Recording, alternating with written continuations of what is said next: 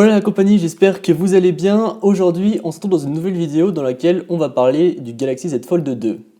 Donc dans cette vidéo, on va pas spécialement parler de tous les aspects du smartphone, je pense notamment par exemple à tout ce qui est caméra, etc. Puisqu'il y a déjà de nombreux tests disponibles sur YouTube.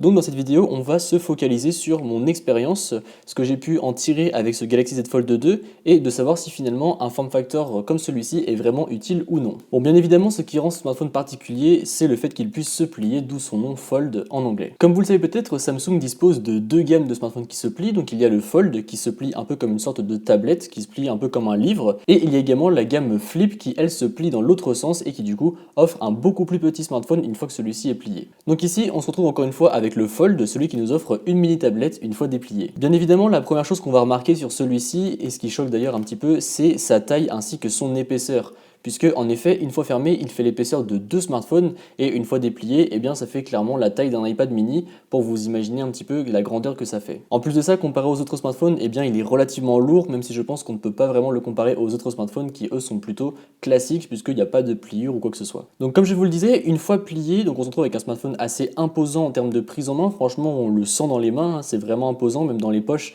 On le sent passer et du coup on profite d'un écran sur la façade qui est un écran très haut. Donc à première vue c'est un format assez particulier puisqu'on en voit très peu, pour ne pas dire aucun d'ailleurs, et le fait que ce soit très haut comme ceci, eh bien déjà ça rend l'utilisation du smartphone impossible à une main.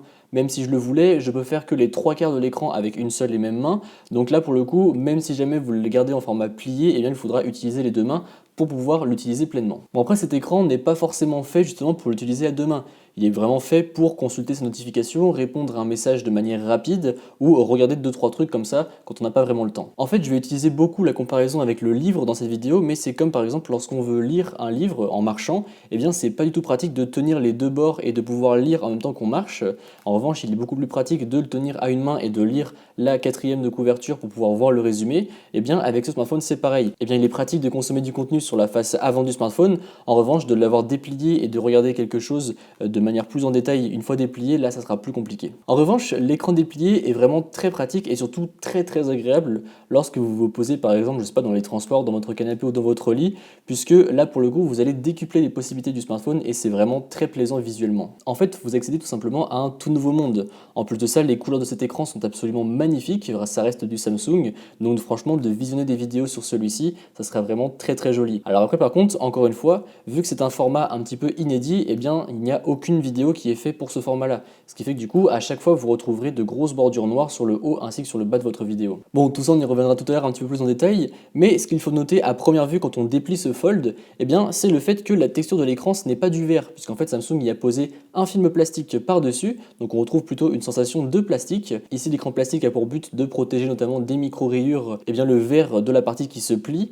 mais après, cet écran plastique est vraiment très fragile. Pour vous dire, j'ai réussi à le rayer sans faire exprès avec mes ongles. En effet, en voulant le fermer comme ceci à une seule main, eh bien en fait j'ai fait une petite trace avec mon ongle alors que pourtant j'ai pas d'ongle du tout. Donc je me dis qu'est-ce que ça va être si jamais le smartphone tombe sur des graviers ou qu'il y a un plus gros choc avec un objet comme par exemple des clés. Autre chose que j'ai remarqué, c'est que lorsque le smartphone était déplié à moitié, donc comme ceci pendant trop longtemps, eh bien il y avait de l'air qui se glissait dans la pliure du milieu. Alors après je ne sais pas si c'est dû au fait que ce smartphone a été dans les mains de d'autres testeurs avant moi et que du coup il a l'air d'avoir été bien testé vu les traces de dur qu'il y a dessus, ou si c'est comme ça sur tous les autres folds, mais vu que c'est là, eh bien je tenais à vous le préciser. Bon du coup comme je vous le disais, cet écran est vraiment très confortable. Que ce soit pour lire, regarder des vidéos ou jouer, ça sera vraiment très agréable. Même si encore une fois pour les vidéos, il y a des petites bandes noires sur le haut et sur le bas, mais ces petites bordures noires, vous pouvez vite les faire disparaître si jamais vous décidez d'utiliser plusieurs applications en même temps sur ce fold. C'est quelque chose que j'ai pu faire de temps en temps. On regarde une vidéo, en même temps on scrolle sur Twitter et on peut répondre à un message et c'est vraiment très pratique. Pourtant c'est quelque chose que je n'ai jamais fait avant sur mes autres smartphones, qu'ils soient grands ou petits, parce que je n'en jugeais tout simplement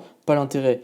Mais là, je sais pas pourquoi, il favorise en fait nettement le multitâche, ce form factor, et du coup j'ai vraiment adoré faire plusieurs choses en même temps et c'est vraiment pratique. En plus de ça, avec la dernière mise à jour de One UI 3.0, eh bien le smartphone enregistre les tâches que vous faisiez dans le multitâche, chose qui n'était pas le cas avant, puisque par exemple imaginez que j'utilisais YouTube ainsi qu'Internet et Spotify en même temps, et que par la suite je retournais au menu principal, eh bien après il fallait refaire toute la combinaison d'applications.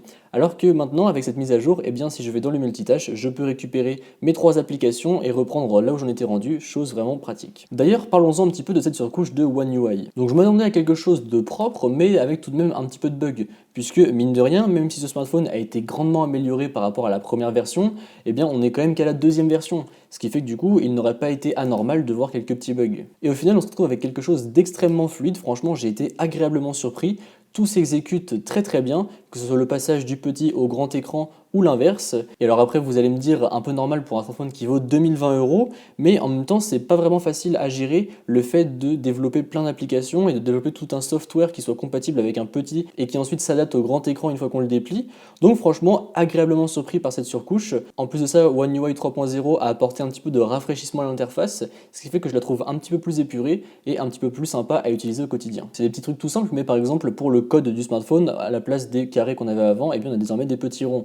Encore une fois, c'est des choses tout bêtes, mais c'est assez plaisant visuellement. Et d'ailleurs, en parlant de code, eh bien sachez que ce smartphone, vous pouvez le déverrouiller avec un capteur d'empreinte digitale qui se situe sur la tranche inférieure du smartphone. Donc ça a son importance qu'il se trouve sur la tranche inférieure puisqu'il faut s'y habituer. Au début, je mettais un peu mon doigt au milieu, mais après, une fois qu'on a le coup de main et qu'on s'y habitue, ça marche plutôt bien. En ce qui concerne la batterie de ce Fold 2, eh bien on tiendra la journée sans surprise. Après, évidemment, si vous êtes en multifenêtre toute la journée, là ça va être un petit peu compliqué, mais pour des usages classiques comme le téléphone, les réseaux sociaux, les mails, regarder des vidéos, écouter de la musique, etc.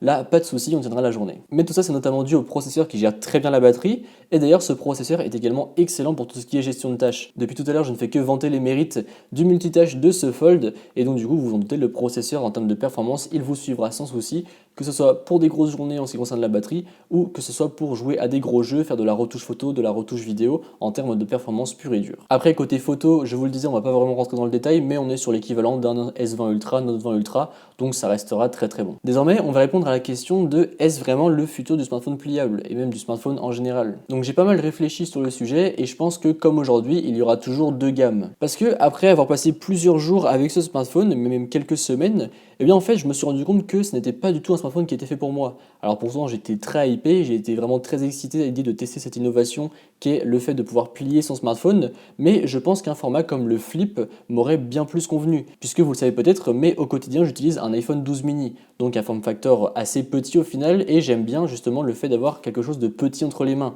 Et je pense qu'avec un Z Flip, ça m'aurait convenu bien mieux, puisque une fois plié, eh bien, on a quelque chose qui tient dans le creux de la main, et par contre, si je le déplie, là, on a accès à un smartphone plus traditionnel. Alors que là, avec le Fold, j'ai pas vraiment trouvé de moment pour l'utiliser de manière dépliée, si ce n'est encore une fois quand je suis chez moi et que je suis posé. En fait, c'est un peu comme aujourd'hui, lorsqu'on regarde, il y a des gens qui adorent les grands smartphones, comme par exemple l'iPhone 12 Pro Max, le S20 Ultra, et il y a d'autres types de personnes qui préfèrent des form factors plus compacts, comme par exemple avec l'iPhone 12 mini, et du coup, en fait, je pense que l'évolution logique serait que les gens qui aiment les petits form factors s'orientent plus vers un format du type Flip, et que les gens qui aiment les grands form factors s'orientent plus vers un format type Fold. Et encore une fois, étant adepte des petits form factors, je pense que le Flip m'aurait bien plus convenu, car encore une fois, je n'ai pas vraiment l'utilité d'avoir une si grande surface une fois mon smartphone déplié. Si jamais je veux vraiment prendre le temps de faire quelque chose et que j'ai vraiment beaucoup de temps, eh bien je préfère prendre mon iPad qui pour le coup m'offrira une plus grande surface encore. En fait, j'ai trop peu de moments au quotidien où je peux vraiment me poser et me dire bon, là je m'attelle à ça pendant 1 ou 2 heures et je le fais sur le grand écran du Fold.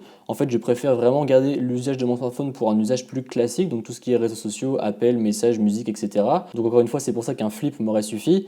Mais en revanche, je pense que pour tous ceux qui aiment les grands écrans de smartphone et qui n'ont pas forcément de tablette à côté, eh bien je pense que vous aimeriez beaucoup ce Fold. Donc voilà, encore une fois, si le futur du smartphone n'est que pliable, je pense qu'il y aurait encore une fois deux teams. La team compacte qui serait plutôt sur du Flip et la team des grands écrans qui eux seraient plutôt sur un format type Fold. En tout cas, voilà ce que j'en pense. N'hésitez pas vous à me dire dans les commentaires ce que vous en pensez et dites-moi également si jamais certains d'entre vous possèdent des smartphones qui se plient, quel usage vous en faites, comment vous vous en servez au quotidien. Et puis n'hésitez pas à me dire ce que vous pensez du futur des smartphones. Pour vous, sera-t-il que pliable? Y aura-t-il encore des formats classiques? Bref, tout ça m'intéresse et on pourra en débattre dans les commentaires. Sur ce, j'espère que vous avez aimé la vidéo. Si c'est le cas, comme d'habitude, n'hésitez pas à mettre un pouce bleu, à me suivre sur les réseaux sociaux qui se trouveront dans la description et à vous abonner. Allez, salut!